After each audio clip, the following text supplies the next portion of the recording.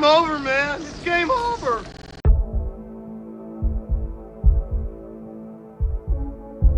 Critiquing something automatically demystifies it to some degree, no matter how much one avoids spoilers. Given that the mystery of Darkwood and getting to grips with its world is the main draw, I will try to reveal as little as possible, but it will most likely take something away from the first playthrough. This game gets my full recommendation. Minor annoyances are completely eclipsed by the excellence on display here, so go play it. For those that are still here, let us continue. I can't tell you how wide my grin was throughout the first hour of Darkwood. From the way its slightly unwieldy systems instill tension to the unorthodox atmosphere created by the top-down perspective. This game is truly special, and Eastern European as all hell, which might have been the biggest reason for my grin, given that I hail from that region of the world. You see, on the surface level, Darkwood doesn't seem that outstanding. It is a relatively simple indie survival game with a top-down perspective and a horror theme. The protagonist suffers from amnesia and he must escape a Polish forest infected with a mutating disease, while the trees are slowly devouring everything. It just screams indie, to be honest. But beyond that, there is a slew of uncanny, hard to explain and downright unexplainable elements steeped in the cultural identity of the game's developers,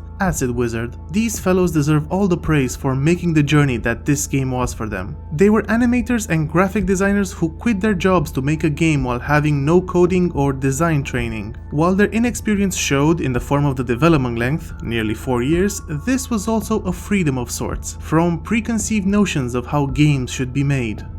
Darkwood is divided into 3 main gameplay loops which need to be mastered if you wish to stay alive. The day takes around 21 minutes and looting efficiently is the focus here. From wood, nails and rags to pills, flashlights and guns, everything has a purpose, and surviving means getting all that stuff back to your hideout. That is made difficult by enemies, the time limit and the restrictive inventory space, which means several trips are needed to get everything. Making notes of the several locations where you left your loot and then planning scavenging routes the next day feels like a satisfying skill to learn, due to how naturally it comes from the game's systems intersecting. Not allowing the player to make their own notes on the map seems like a fault, though that might have been an intentional decision due to the focus on mastering navigation. The game zones are quite small, but getting lost is easy due to your map not giving a specific location, just if you are present or not in the general vicinity of a landmark. This accentuates navigation's importance while not being frustrating. The size of the zones means you cannot get lost for a long period of time, but the threat of the coming night makes every minute precious. The end result is a gameplay loop with a very fine gradient of success, since it is made up of many small decisions at every turn. The player feels like a better performance is always within reach, while being glad that things didn't go horribly wrong. Regardless of how things turn out though, the night comes, and what a night it is.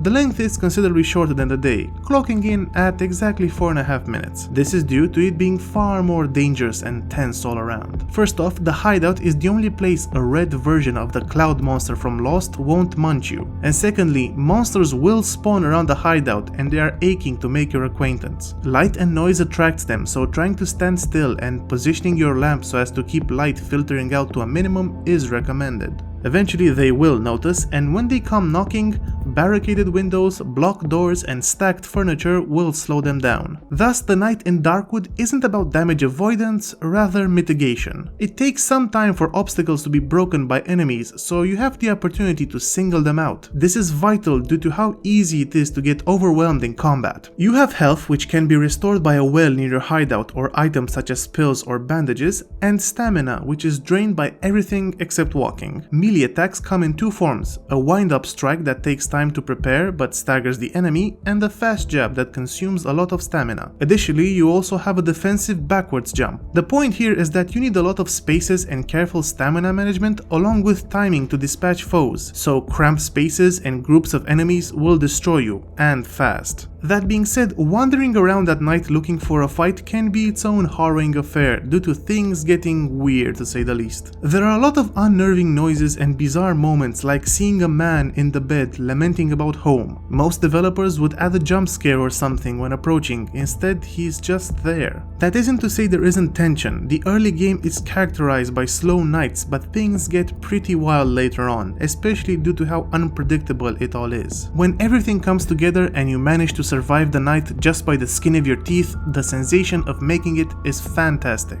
I love how this game is able to enforce the feelings of a desperate last stand against a cursed forest that genuinely wants you dead. However, continuous threats eventually lose their tension. You need moments of respite to balance them.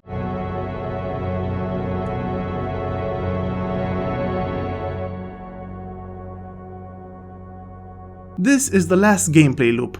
Time is frozen in the morning and this slow, soothing melody plays. Just reaching this point after a hard night attack is a reward in and of itself. This is the preparation part of the game, since you can take your time with sorting gear, shoring up your defenses, and crafting. All that daytime scavenging pays off here. You can use gas for your generator so your lights work during the night, to make fire traps to kill enemies, or for your woodcutter to make boards out of logs. Boards and nails are needed to blockade windows or doors, and also to repair furniture destroyed during the night. Scrap is needed to make new traps to further defend certain pathways, or to make and maintain melee weapons, and so on and so forth. You can use a lot of the same crafting materials for many recipes. The system itself is relatively simple in comparison to other survival games, but it feels very meaningful. I rarely found something to be pointless. The developers tried to make fewer items with more impact, and it paid off. You can even see the tendency towards impactful design with few elements in the skill system as well. Each hideout has an oven which releases a protective substance. That's why the red lost monster can get you in here. You can also cook at this oven. The act itself is kind of abstract and mysterious. Somehow you extract essence from mushrooms and monster meat. Injecting this essence gives you new skills like getting healed by light or running faster for a short amount of time, but at the cost of negative traits such as being more vulnerable to poison or regenerating stamina more slowly. It is a nice risk versus reward system which fits perfectly in a survival game.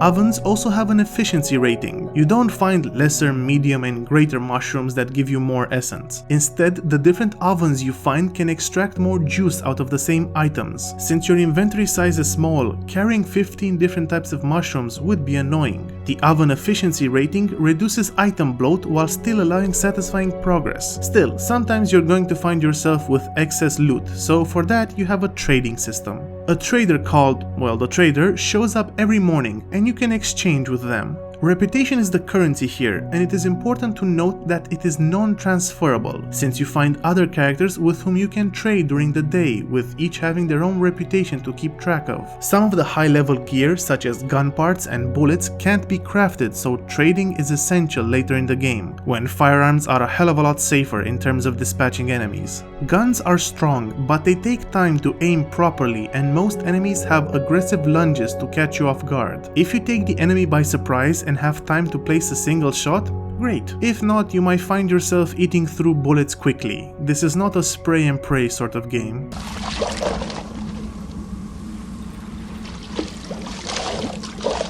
That's the 3 gameplay loops of Darkwood in a nutshell. You scavenge by day, defend by night, and prepare in the morning. The end result is a lovely gem of a 25 hours long survival horror game that does more than other games with budgets 1,000 times bigger. Its compact design does wonders. They had neither the experience or budget to make something bombastic, so they tried to squeeze as much as possible from what they could manage.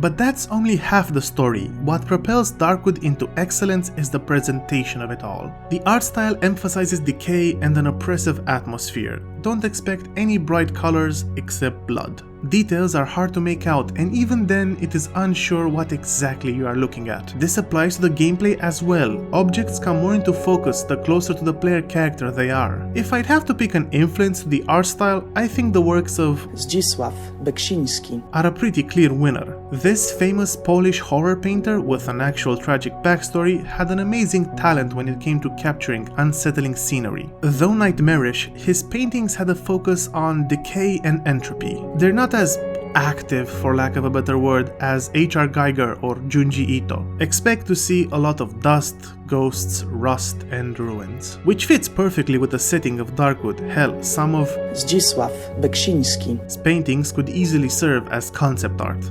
Surprisingly, the top-down view actually helps the dreamlike decay that the game is going for. With the exception of a few tall objects like these trees, everything is 2D and your character's vision is represented by this limited cone. The lighting system is surprisingly well put together and you get very good feedback in regards to looking through cracks or telling the time of day. However, the real interesting part is what you don't see. The layout of what isn't in your view cone is still visible, though gray, much like a memory. Acid Wizard made a very smart call with this, since they can make more horror-related elements like bodies and enemies only appear in the view cone, while still giving the player general information of their surrounding without ruining surprises. Keep in mind that the devs also wanted to not have any cheap jump scares. Did they succeed?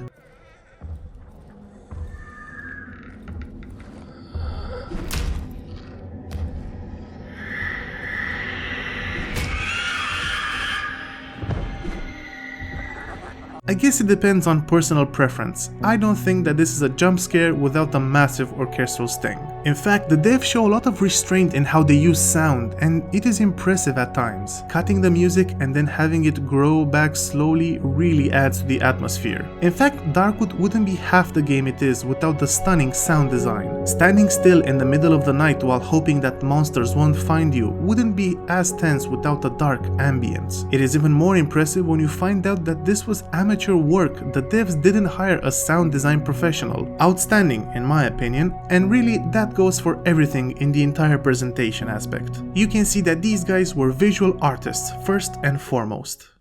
Finally, there's the story. You are a mute amnesiac, possibly delirious, and you want to get out of Darkwood, a forest infected with a plague that is mutating its inhabitants in strange ways. That's the main plot thread, and reaching the ending will get you a relatively straightforward answer regarding the biohazard narrative. Outside of that, things get weird. Ghost weddings, people seemingly frozen in time, objects that are taken in dreams and then appear on your character after waking up. Sure, you suffer from partial amnesia and might be crazy at times, but that can only explain so much. It is important to note the strong European influence in these elements. Europe has always been more open to narrative techniques where the subtext rises above the text. This is not all European fantasy, Tolkien's English after all, but some artists like to use supernatural elements with metaphorical charge. Nikita Mikhalkov's Burnt by the Sun does this for cinematic style, while Lars von Trier's Breaking the Waves uses this type of scene for religious significance. I don't want to get too much into literature or cinematic critique, since you can go further with things like South American magical realism or Greek Deus Ex Machina. What I want to say is that cultures influenced by continental Europe have an affinity for storytelling moments where the supernatural is not meant to be part of the internal consistency of the narrative, but rather its themes. Darkwood does this in interactions such as the Wolfman and Piotrek. You have a Wolfman that strives to be an apex predator and he embraces the forest, while on the other hand you have Piotrek, an optimist, slightly delusional, that is largely unaffected by the mutations and who wants to make a rocket so he can escape the forest. The Wolfman hates Piotrek and wants to sabotage his rocket project. The symbolism is pretty clear. As an Eastern European, I didn't mind this at all, and you do get vague hints here and there. But if you're looking for clear-cut answers, this might not be the game for you. That isn't to say there aren't flaws. Some story threads end rather abruptly to the point that they reek of cut content, and that's disappointing. My biggest complaint though is the move towards body horror. Darkwood has a really interesting premise with the endless trees that are swallowing everything whole and people losing their minds under a seemingly mystical influence. I wish to see more dendritic themed enemies such as horror versions of dryads, spriggans or ents. Instead, we have much more generic horror fare like chompers that are nearly bisected people with teeth coming from the revealed insides. Thinking about it and picturing them in 3D suddenly makes them feel a lot more silly. Would they really look out of place in a Resident Evil movie? I don't think so. Even with the more cheesy monster designs, I still consider Darkwood excellent at sinking you deep in its atmosphere and making you ponder about its denizens. The Wolfman has a bloody bullet wound on his coat. Was he shot and then came back in his current form, or did he manage to shrug a shot to the heart? Maybe the answer is more sinister. Maybe he stole the coat off a dead body, or maybe he shot the previous coat's owner. When you ponder those sort of details, you know the game is doing something good.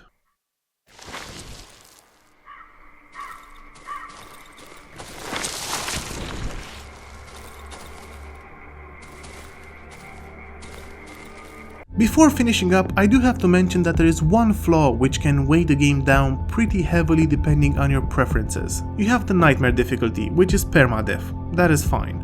The issue is with normal, which makes it so that death only makes you drop half your items, and hard, which works the same but you have a limited amount of lives, after which it's game over. Dying without any consequence ruins the tension, but having a limited number of lives severely hampers the learning experience. Now you might say that playing the game on normal first and then on hard is the way you are meant to go, but I disagree. Sure, there are mutually exclusive quest chains and the randomization element in regards to landmarks in each playthrough, but after 25 hours with the game, you are pretty much done. You've gone through all the biomes, saw all the monsters, and got good at scavenging a cursed Polish forest. On my second playthrough, the night events felt more like the Rocky Horror Picture Show.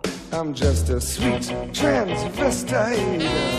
The game is built around a certain life expectancy, and once you get past that, you get diminishing returns. I love this game. It reminds me of what development can be when you have passion. I think it can safely take its place in the pantheon of low-budget horror indie games with soul, like Betrayer or Pathologic. It is not the most polished game, but its clunkiness can fit in just right with the atmosphere more often than not. It is even more admirable when you realize that they made the top-down view scary with some real design ingenuity in how to present objects to the player. I think most developers can only hope to have such a good first title, and with this much potential, I am truly excited to see what Acid Wizard will cook up next.